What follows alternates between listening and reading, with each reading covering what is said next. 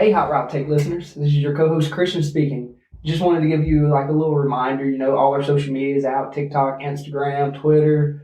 Go in the comments, speak to us, get to know us a little bit more if that's something you're interested in. But just another reminder, we're doing 2 episodes a week on Tuesdays and Thursdays. I think that's really all I got to say. Now let's get into this pod.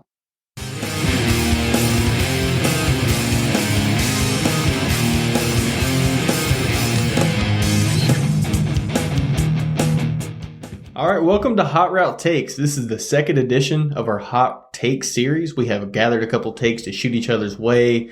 Christian, you want to go ahead and shoot your first spicy take my way? Oh, yeah, I'll shoot it your way. Whoa. Oh, yeah, I'll shoot it your way. Anyway, so if Aaron Rodgers, go to the Jets, they flew out to see him today. And at this point, I'm leaning towards Aaron's going to the Jets. So I think if they get him, do you think, one, does that make them a playoff team and maybe winning that division? And two, is that a Super Bowl team? I think they certainly have the talent to make a run. I think if Aaron Rodgers is on the Jets, that's certainly a big upgrade from what they had last year. Okay. And they had a good team last year, man. They definitely made some noise. They had, I think at one point, were they 6-3 last year? Yeah. Before they'd lost like their last couple games. They just went on a losing streak. Yeah, they did. Maybe showed their true colors. I'm just kidding. No, Aaron Rodgers, they're definitely, I think, a Super Bowl contending team. I will say that division will be very, very competitive outside of just the one other team that's kind of trending downwards in New England. But they have Bill Belichick, so even them, they are a competitive team. Buffalo, I think they are losing Tremaine Edmonds and Jordan Poyer. Maybe they can retain one of them, but they might take a little bit of a step back, but I doubt it. I mean, they got assets to go get people. If they bring in another back or something and kind of mix up this offense, maybe they can take a step forward. But just looking at their draft capital and financials, it would tend to maybe they could take a step back. I'm not saying that they will. And obviously Miami should be, in theory, better this year, but that's a really tough division. I will say Aaron Rodgers makes him a Super Bowl contender, though, easily. I wouldn't even think twice about that. I mean, the Jets have a really solid supporting young team,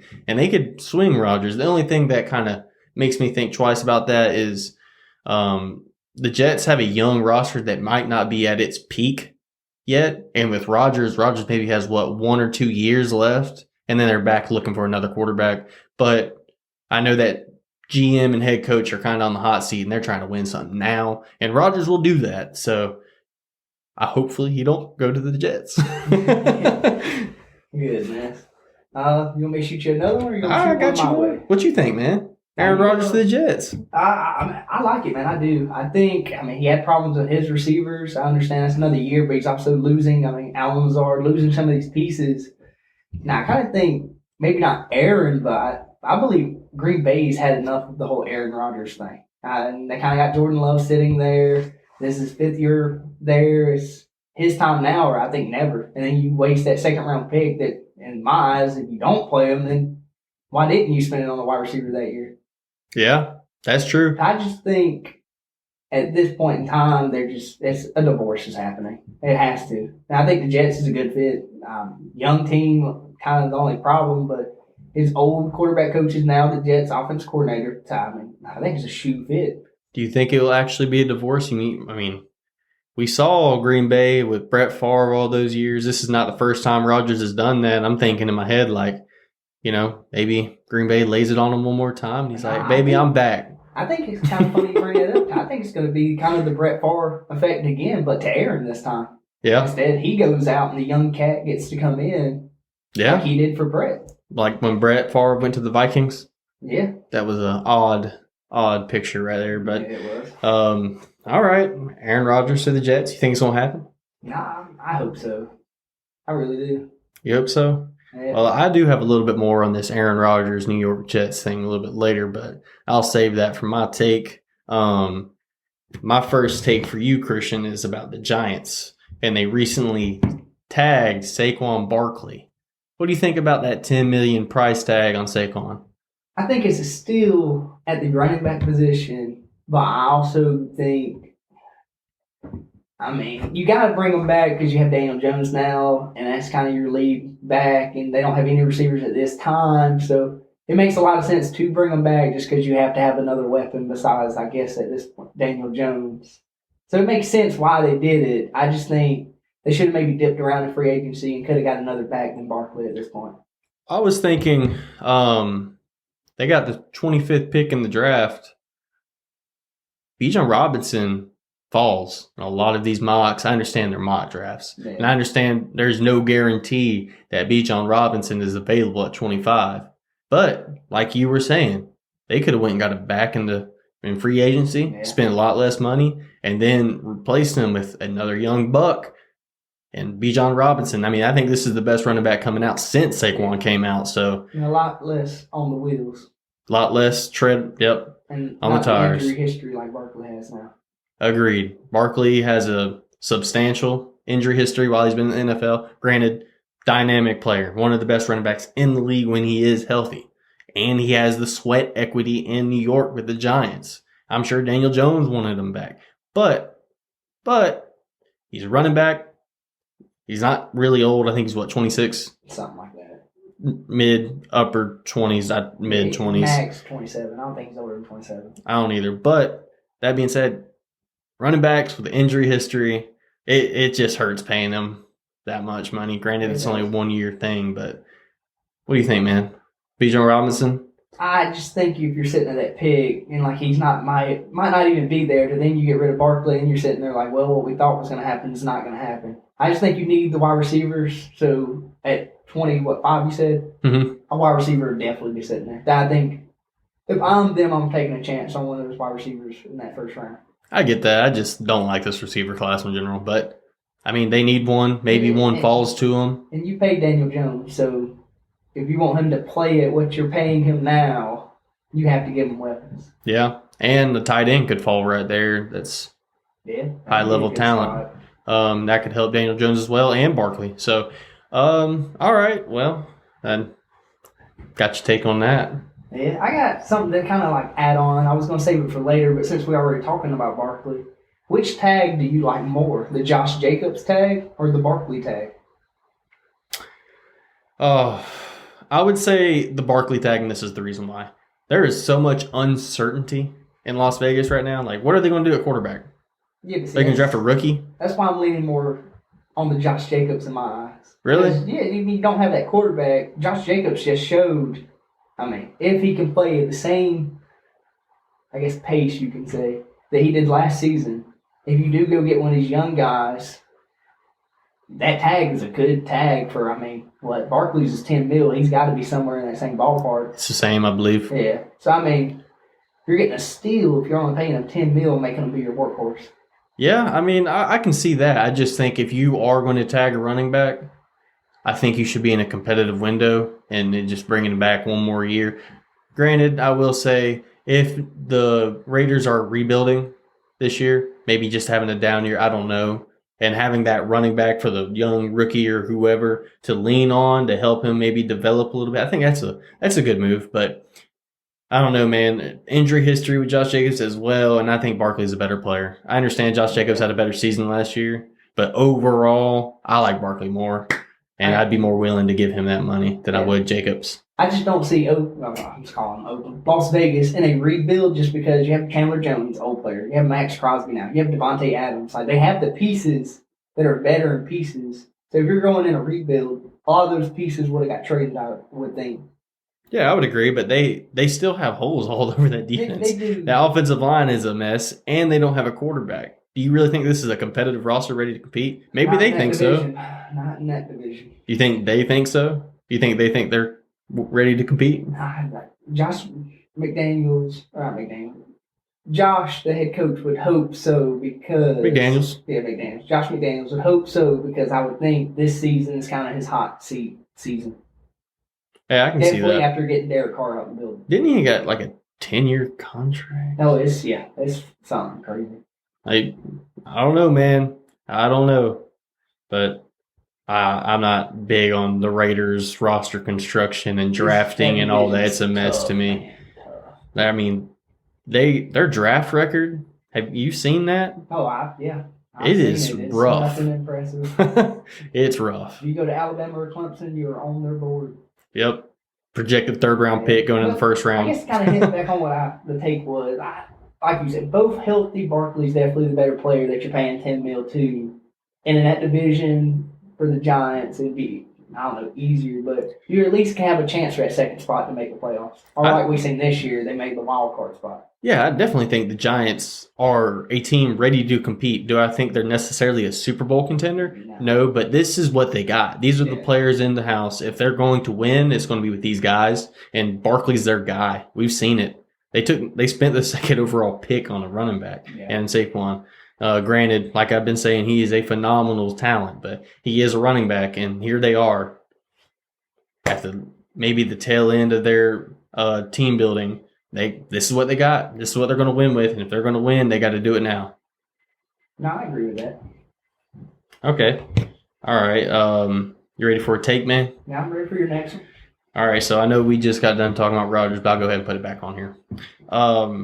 So I don't know if Aaron Rodgers is going to be a Jet.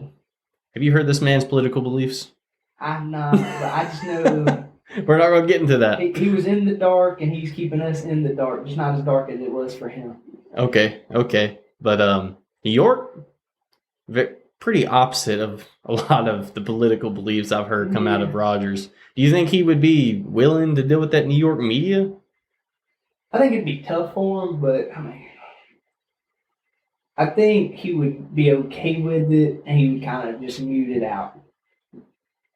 Okay. And I think I would. He couldn't do any worse than Zach Wilson, though, right? Yeah, I mean that's something to look at right there. And I think that's another reason they might go get Aaron, because they're so determined Zach Wilson to be something that just you want Aaron to play 2 years, you have Zach Wilson to watch him, and after what his play has been, you can pay him cheap to stay a Jet. Yeah, I can see that. And that would be a good player for a guy like Zach Wilson that has the arm talent. They have a friendship, and both have talked good about each other. So you know they get along. They actually like each other and keep up with each other. Okay. I can see that. With that being said, though, Jameis Winston, where do you think he could land? I think he could went to the Jets, man. I mean, if they strike out. Yeah, nothing against Jameis Winston, but just the 49ers connection. Jimmy G's kind of, I think, the next man up if you can't get Aaron. Okay. I can see that. I'm curious to see where Jameis Winston lands because, Derek Carr to the Saints. Yeah. Jameis Winston kind of got pulled last year for Andy Dalton. No one knows why, really. I'm just interested to see where he lands. I don't think it would happen, but it kind of would be wild if it did. We know new coach and new offense coordinator in Tampa now. But he was on the team. The players know him. I understand they're losing a lot of pieces, but the veteran players will know Jameis, and he had his eye surgery and all this. So his Jameis may be way better than he was originally now coming to Tampa. And you get him cheaper than a lot of these quarterbacks, definitely if Andy Dalton's starting over. Yeah, that's what I was going to say. If he was better than he was, I would hope Andy Dalton wouldn't start over him, but who knows? It could have been a situation we don't really understand. Injury behind closed doors, we not get told, stuff like that. Yeah, something with the coach. There's really no telling with a situation like that. But you got a tape for me? Yeah, I got you another one. Okay, so I seen this the other day on Twitter, and I just wanted to see what you thought about this. Oh, cool. If Will Levis went to Alabama or Ohio State, he'd be a number 1 pick this year, no questions asked. Okay, so the first thing I would say to this is Alabama and Ohio State groom quarterbacks better. Yeah, they definitely think Kentucky. 100%. For sure. It would have definitely helped Will Levis' development. Oh, yeah. I will say that for sure, without a shadow of a doubt. And he has the physical tools to be an elite quarterback, and that would have helped him a lot. But the other side of this is those two programs kind of hide your weaknesses very well. We've seen guys drop into that system and play lights out and not really have to do as much as some quarterbacks elsewhere in college. Like, we've seen the struggles some of the top-tier quarterbacks at these top level programs struggle when they get to the NFL because it's just different, man. Like Trevor Lawrence is a great example.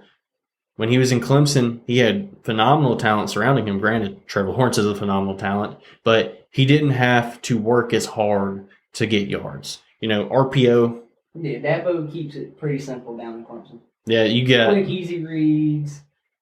And you're playing with top 5-star people all around you. Yeah, particularly in the ACC where they're just crapping all over Louisville and everyone else. So I would say Will Levis would definitely have a higher draft stock if he was coming out of Bama or Ohio State or Clemson. No, I agree with that 100%. Bigger market in all three of those places versus Kentucky. Better training staff, better coaching, better development in general, man. Yep. Okay.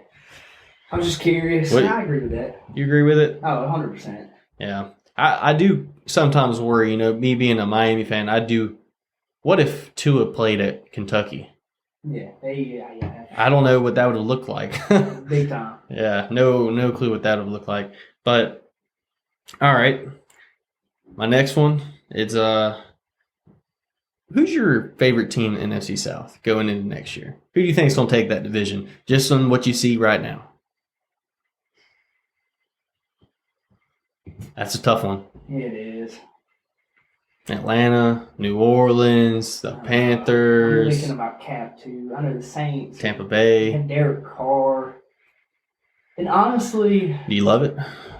The whole Derek Carr thing?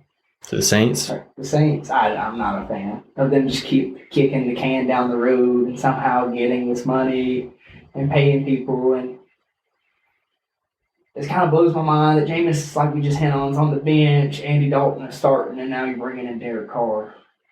But I think a lot of it depends on draft night. You have the Panthers, you have Atlanta in the top 10. Yep. If they get a quarterback, that changes a lot of the field. It does. It does. Because maybe not so much Derek Carr, but just right now he only has one wide receiver technically, and that's Chris Olave. Yep. And then we don't know about Alvin Kamara. Yep. And without Alvin Kamara, it's a whole different team. They just have to cut so many more players to get under the cap.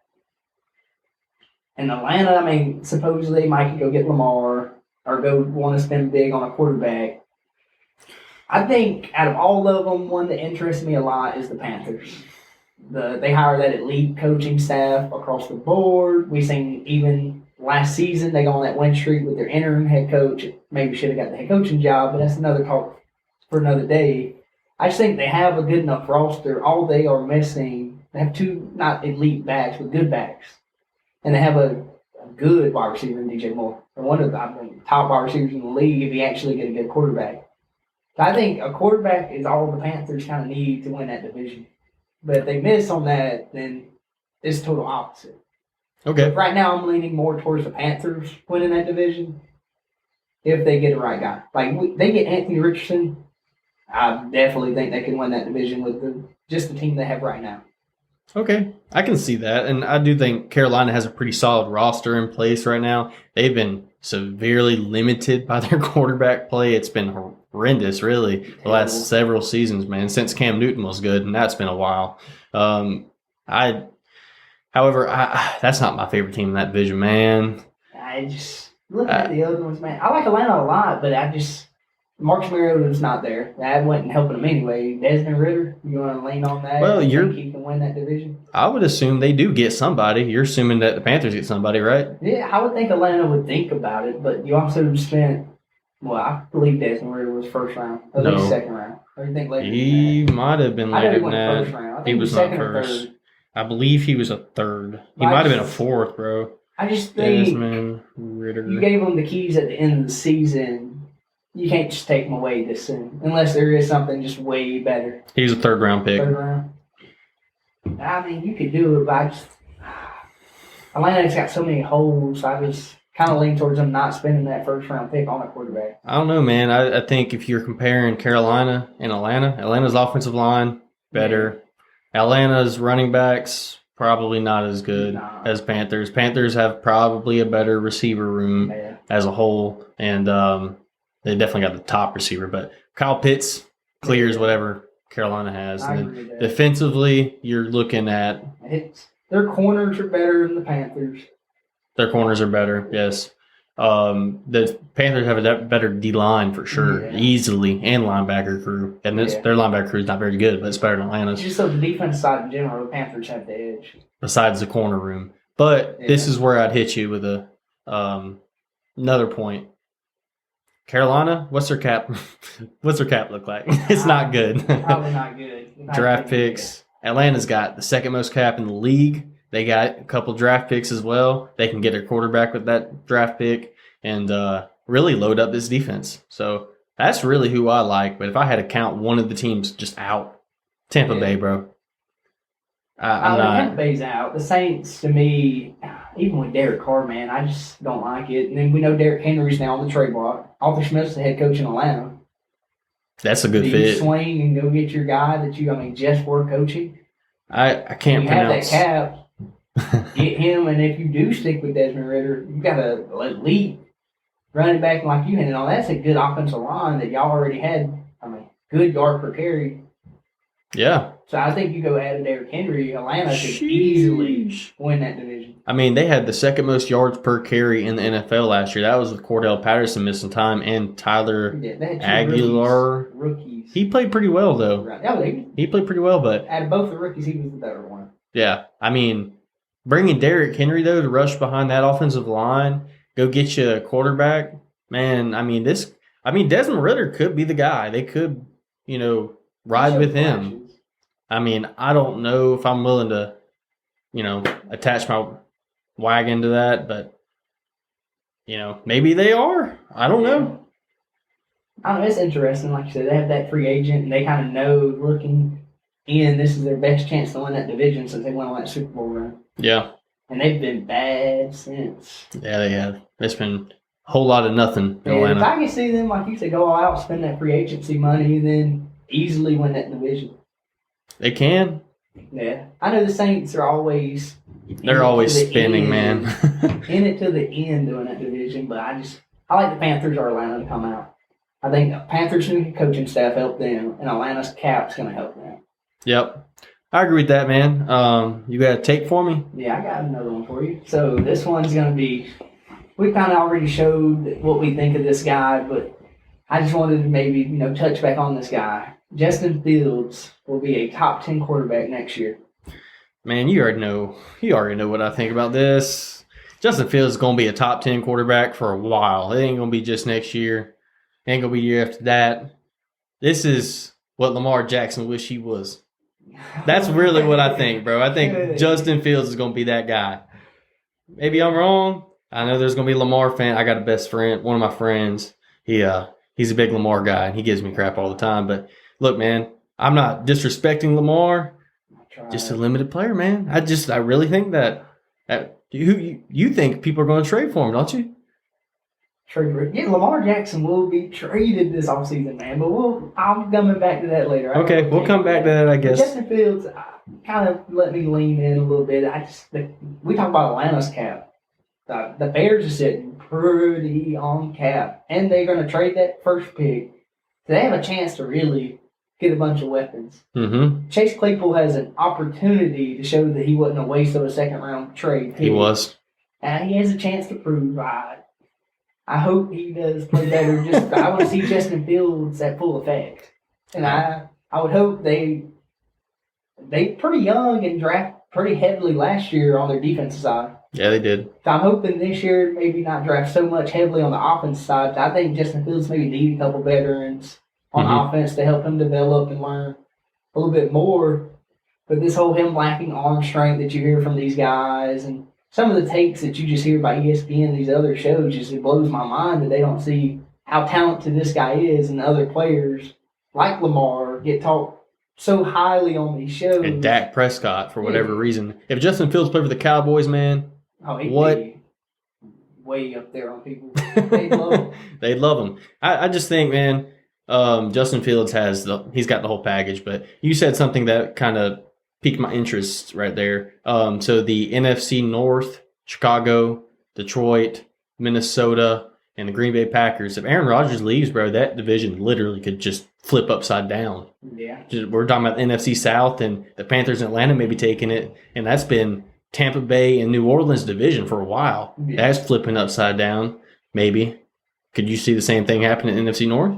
I see kind of what we seen last year. I think if Aaron's not there in Minnesota, definitely hiring Brian Flores to be their defense, and that's really their biggest struggle last year wasn't their offense. It was their defensive side letting them kind of down. So I believe heavily that that'd be Minnesota's division without Aaron. And then I think Dan Campbell will definitely be sneaking his way right behind them. I don't know, bro. I'm looking at Detroit. If they build right this offseason, they land a couple guys in free agency and in the draft, I think they can very well compete with Minnesota. I really think they can. It's Minnesota's offense, man. It's just at ease. I don't know. I think Detroit's offense was right there with them last year. It was. And Detroit's built, they're in division because, of course, they're trying to build their team to beat Minnesota. But they're built to keep the ball out of Minnesota's hands. Is a good way. And Aaron, I think they kind of did that on purpose because they knew they had these high-firing offenses. So Dan Campbell came in and was like, well, heck, I'm just going to run the ball and just keep it away from y'all and just win by playing mean and just running up your defense over and over and getting you tired. I mean, and then letting Jared Goff play action. Yep. Yeah, I can see that. I think Detroit, Minnesota's leading that. But then without Aaron on that cap, Green Bay can maybe add some pieces around Jordan Love, but just how much do you believe in Jordan Love? I'm not so big on Jordan Love as maybe I know you are, maybe some other people are. That division's going to be interesting. It is. Chicago spend their money right. That's another team we could be talking about in that division. Yep. That division to me, out of a lot, every other division, to me, without Aaron, that division is a tough division to kind of pick your favorite until we see what these rosters kind of go into heading into the preseason. I got you. But hey, I got unless you want to add something to it, I got another little take I can shoot your way. All right, I'm ready for it. Okay, Daniel Jones. Instead of paying him, should have New York went and got Baker Mayfield. Now hear me out. You might think this is no way I'm comparing these two guys, but this is their passing rating as I guess their whole career. Their passer rating, Baker Mayfield's 84.5. Daniel Jones 86.5. Their win-loss, Baker's 25-31. Daniel Jones is 21-31 and a tie. Turnovers, they're both 50+. Passing and rushing touchdowns, Baker's at 81. Daniel Jones is at 72. Passing and rushing yards, Baker's at 13,092. Daniel Jones is at 13,311. So you're getting technically not the same skill set players, but on paper, they're pretty close. I can see what you're saying, and this is what I would say. First thing, Daniel Jones, they overpaid. Oh, definitely. They definitely overpaid. I don't even think that's a question. But Baker Mayfield, I know he kind of showed a little bit of a spurt last year with the Rams, but Rams team. I almost look at kind of what Daniel Jones has been dealing with in New York, kind of similar to what Baker had to deal with in Carolina, and look at the difference there. Yeah. Carolina, Baker looked horrible, bro. He did not look good. Sam Darnold outdid him. And I think that says a lot. And then you add in Daniel Jones' mobility, his sweat equity with the team. Do I like the contract they gave him? No. They could have maybe went and got Derek Carr, and I would have liked that more. Yeah, really? Just that contract, man. You could have got Jimmy G just to go get you a bridge quarterback at this point. I guess they believe in their guy. Yeah. I guess they wish they would have took that fifth-year option. Yeah. Man, I don't know, man. That's a tough question. It is. I don't like Baker Mayfield, though. I don't think he's a starting quarterback in the NFL. He's got a cannon. I will say that. He does have a crazy arm, but there ain't much else he really offers you, man. Heisman winner, man. I understand that's college. He's got the skill set, man. It just hasn't panned over to the NFL. Well, maybe they can go get Marcus Mariota. No. Heisman winner. We didn't seen enough of that. Atlanta, I tried to believe in him, man. I thought maybe, but just definitely not. Marcus Mariota, at this point, I would hope it's done. He might get a backup role somewhere. He definitely will, but just starting-wise, no. No, he's not a starter. Neither is Baker Mayfield. I I think if you go, if He might be a goes starter for the Cardinals or something to next a year. friendly deal, and like you said, I think that's his best option for Baker is to go to one of these teams that maybe even the 49ers. That'd be interesting. You see Baker on the 49ers. I don't know about that, bro. Injuries, bro. They're going to have a quarterback. Well, they got Trey Lance coming back, and they got Brock Purdy that's probably not going to be ready for the start of the season. You got to have a but backup. So if you're Baker, do you maybe chance, okay, Trey Lance coming off this big injury, hadn't played now in 3 years, 2 years at least, but pretty much almost 3 years. And this kid go out there and stink it up. Baker's sitting there, well, I'll go in, coach. The 49ers, for me, their team is just so built where you don't have to be an elite quarterback. Your job out there is to not make turnovers. Yeah. As long as you don't make turnovers, you're a 49ers quarterback to me. I think that might be a crazy take to say. Their team is just so built on offense. George Kittle, Deebo Samuel, Christian McCaffrey now. The quarterback, I mean, to me, just don't mess up and you should be winning almost every game. Yeah, I mean, to be successful in that offense takes a little bit less than a lot of the other offenses around the league because really you're just distributing the ball to all your playmakers. You're like, okay, I'm going to throw a slant here, I'm going to do a jet sweep here, and I'm going to do play action, and the whole defense is going to be shook because Christian McCaffrey didn't get the ball. And then they're, where's George Kittle? Where's Deebo Samuel? Where's Brandon Ayuk? And it's just too much for a lot of defenses to handle. Somebody's going to be open. I do agree there. And I think if Baker could have some success, it could be there. But I do think also he could go somewhere like Arizona where Kyler Murray's going to miss some time. They just need a stopgap starter. And Baker Mayfield could be that guy. Had that Oklahoma tie. Both had the same skill set in college coming in. Yep. So I think that'd be a good placeholder until Kyler Murray came back. Yeah, I agree there. He could go somewhere like Houston if Houston decides, I don't know, I'm not going to take a quarterback this year. I'm going to try to build up a team around here. We'll sign Baker, compete with Davis Mills, get the best quarterback play we can. I don't know. That could be a potential possibility. Yeah, I mean, Tampa Bay's another place. Yeah. Like I kind of said for Jameis, go get Baker instead. He's a scheme fit for what they want to do, too, in Tampa. The vertical. Their cap is passing offense. But they said they're keeping Mike Evans. They'll keep the wide receivers and stuff. So if I'm Baker, I'm interested maybe in going there. If I'm Tampa, I'm not interested in signing Baker if I'm keeping all my playmakers. You think Kyle Trask is a better fit than Baker there? No, I don't. But I think they can get somebody better than Baker on the market. I agree. Man, all right. Well, I guess you can shoot me one.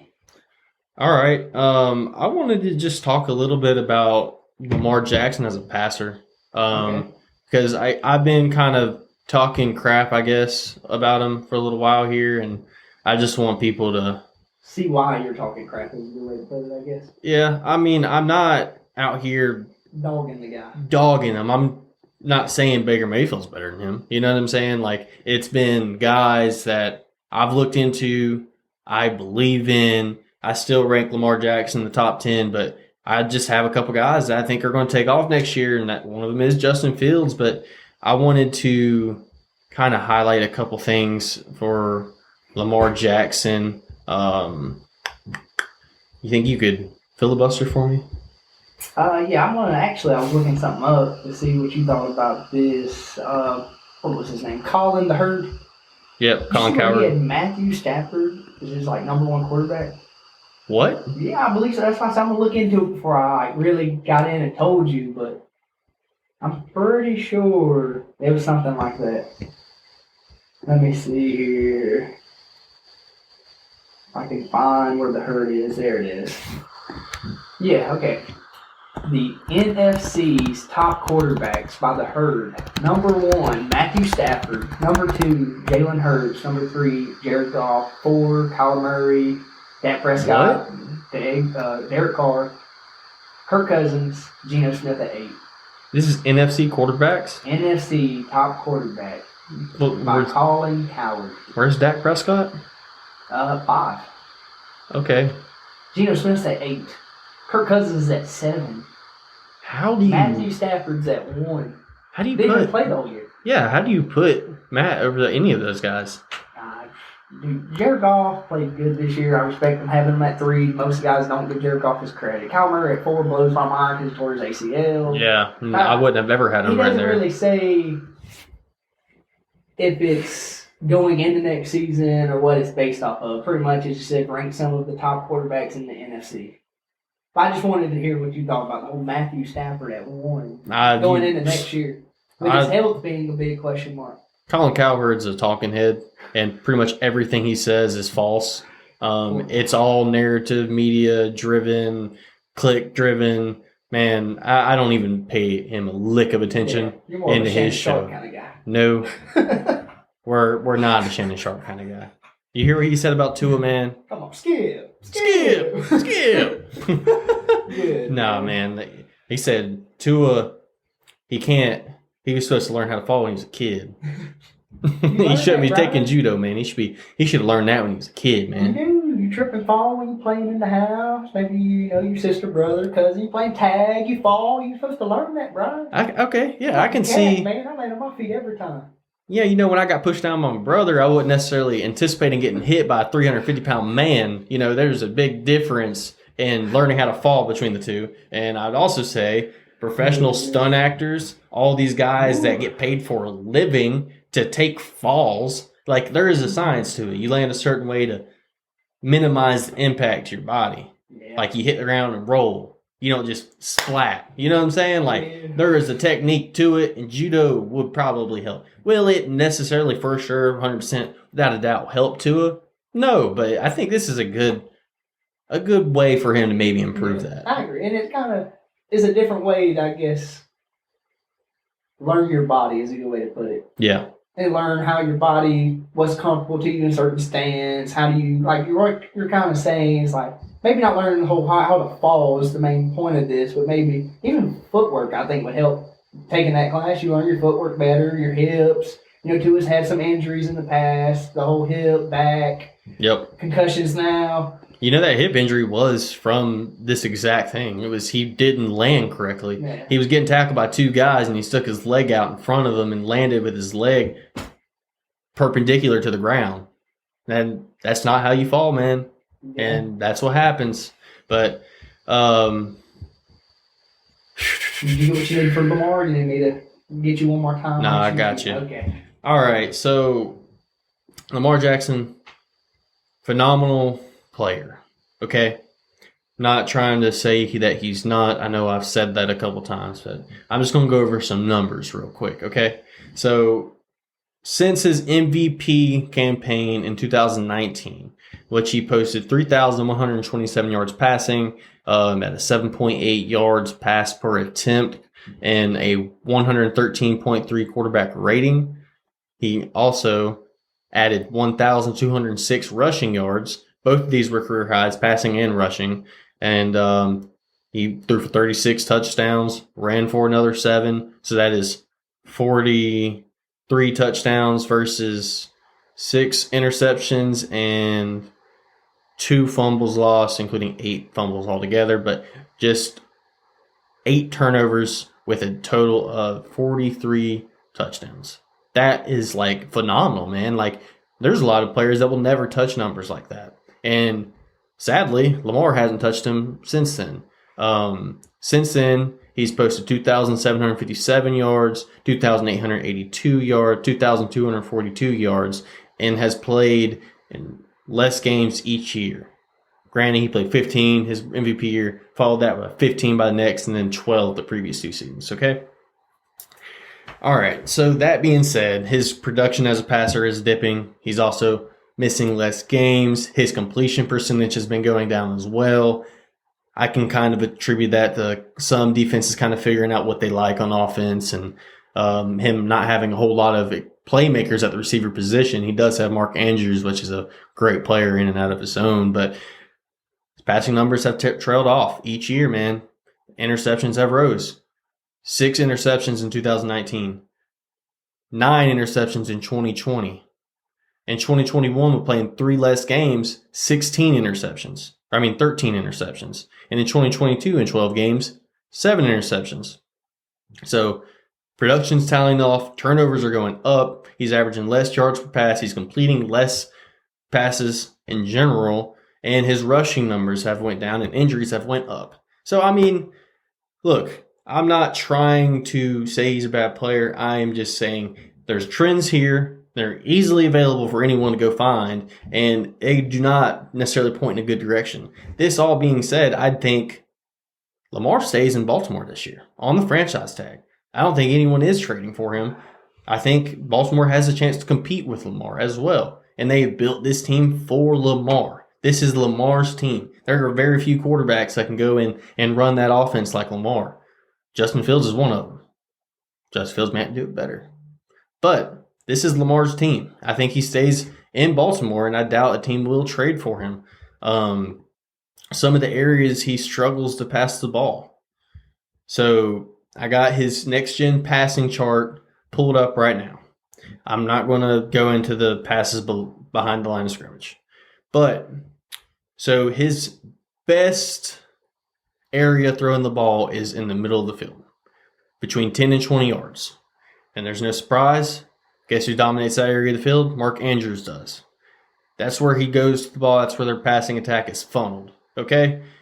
In other areas he's good at. He's really good at throwing to the right side between 10 and 20 yards. Okay? With a 155.3 passer rating, the league averages 77.6. So a full about 77 points higher. I mean, that's impressive. I don't know the attempts or anything like that, but he also throws well, not as well, below league average to left side 10 to 20 yards. Okay?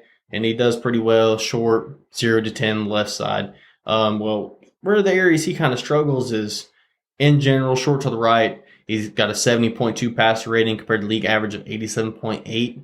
So that's not great. It's in the red. And then deep left field, league average is a passer rating of 78.4. He has a passer rating of 29.2.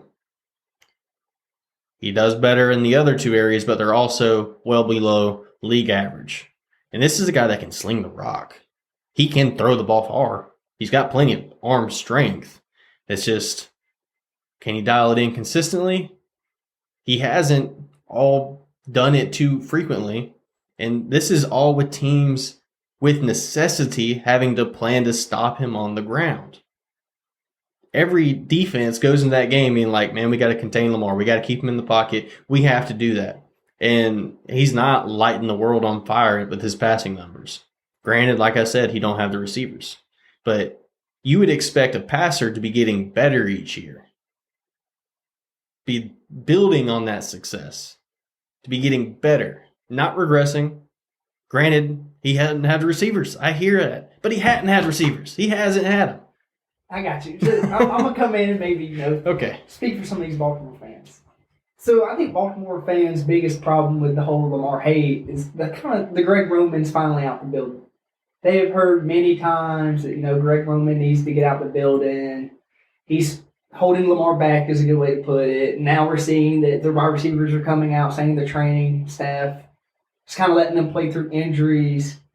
But I don't think you can put all the blame on Lamar is what I'm trying to say when Greg Roman, to Baltimore fans, may be one of the worst play callers in the NFL. And like you're saying, defenses know what they like because, Greg Roman is, you kind of know what he's going to do. Even me watching on TV, watching them, I know, this is what they're going to do. We see multiple times it's like 3rd and 5, and Baltimore fans are probably screaming at their TV, but they're running the ball. And we know they are, and it blows my mind. And maybe you can come at me and say, but it's because they don't believe in Lamar. But I think they do. Their offense is set up for running, and they, for some reason, don't want to go get wide receivers to help Lamar. But these wide receivers are saying they never get the chance to just because of play calling and injuries. Well, what I would say is I feel like a lot of teams, fans across the league dislike one of their coordinators. That's just how it goes. But I think there's definitely merit behind that. Yeah. I think Greg Roman being out the door potentially could change my opinion on Lamar. Maybe that's the reason Lamar could come back. But how this has been going, and with Lamar's mom being his agent, if Lamar was going to sign, I think it would have done happen. Why put up this big fit and holler? And now you just seen, Daniel Jones guaranteed at least $82 million. Derek Carr is like 4 years, $100 million, something like that. But he's guaranteed so much too. And he looks at these guys I just named, and would think Lamar's better than both of them. Yeah, he definitely better than both of them. And these guys are getting pretty good deals. And we just seen Geno's deal, but his is pretty friendly. Like, it wasn't nothing crazy. But then he sees, like I hinted on one of the other pods, Deshaun Watson don't play for a year and a half, doesn't have the MVP, get his guarantee. Yeah. So I think really the problem with Lamar and what kind of holds him back is not having an agent. I think if he had an agent, maybe a trade would have done happen, honestly.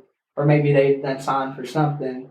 But it's his mom in his ear, maybe even his stubbornness, saying, I have an MVP, and every time I get hurt, we see what the team looks like.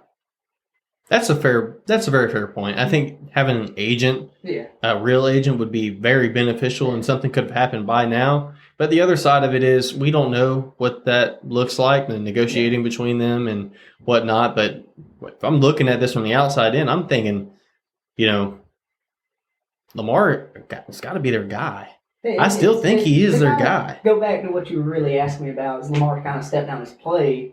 I mean, I'm looking at these sacks, and I mean, is it maybe their O-line? I mean, are they not that top offensive line that Baltimore thinks they are, and this is getting Lamar sacked? But I know he's also one of those quarterbacks that likes to buy time and kind of make a miracle play when it shouldn't even be a question asked, just throw the ball out of bounds. Well, that's kind of where his skill set shines. Yeah, on the offset. Off-schedule plays, man. He's a Michael Vick with respect better than Vick. I think he's a better runner than Vic and a better passer. The only thing is he's kind of hitting that mark now in his career, like you're saying, where after 5-6 years, Vic kind of took a step down as a player also, but then had his kind of like rebirth, I guess you could say, when he came out of jail. Granted, Lamar definitely won't be going to jail anytime soon. I hope not. Hopefully not. But I would like to see Lamar maybe back with Baltimore. I just don't see it. And kind of what you hinted on, some of the stats you're listing off, Atlanta's a good place for Lamar. I know I talked about Derrick Henry going there, but I mean, you love a tight end, Kyle Pitts. If anybody might be better than Mark Andrews just going in and throwing to, Kyle Pitts is up there. Yeah, he's definitely has the talent to be that guy. You don't have wide receivers. Atlanta doesn't have any of these elite wide receivers. They have a couple, good wide receivers, kind of like what he has in Baltimore. But he may be signed on a friendlier deal, maybe, and they guarantee him a lot, maybe on the back end instead of the front end, the opposite of what we normally see. But then they could get him maybe a good wide receiver. Because they're not going to have the draft Atlanta? picks. Yeah. Atlanta could draft him and pay him and still go get guys. With Lamar coming to your team, you're losing some draft picks. You're losing 2 first-round picks. Yeah.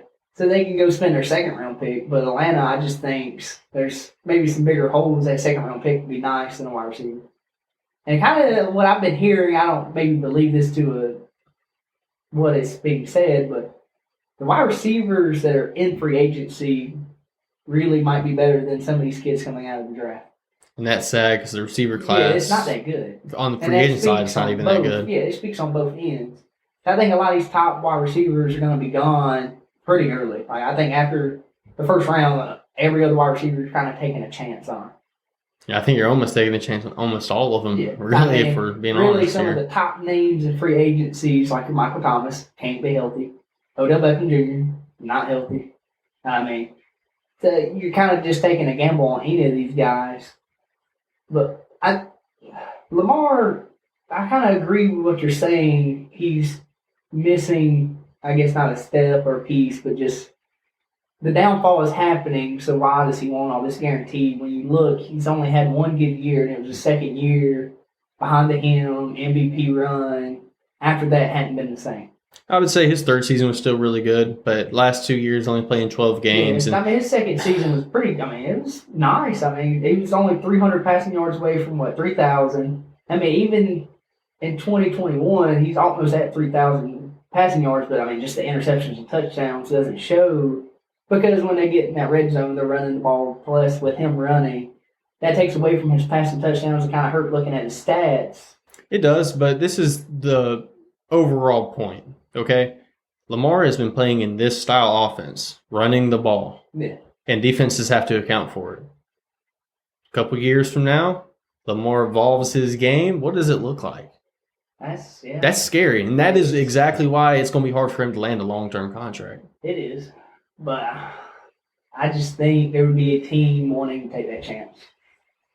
Baltimore, if anyone, man. I mean, if you're Washington, I ain't thought about this, but I mean, Washington, you have Sam Howell. Would you rather go get Lamar than Sam Howell? And then it's kind of their owner's last way of saying, I mean, bye-bye. Maybe. I mean, hey, I'll put you with this quarterback that's not – I don't have to pay him. Y'all do. Go get this quarterback for me, then turn around and sell the team. Yeah.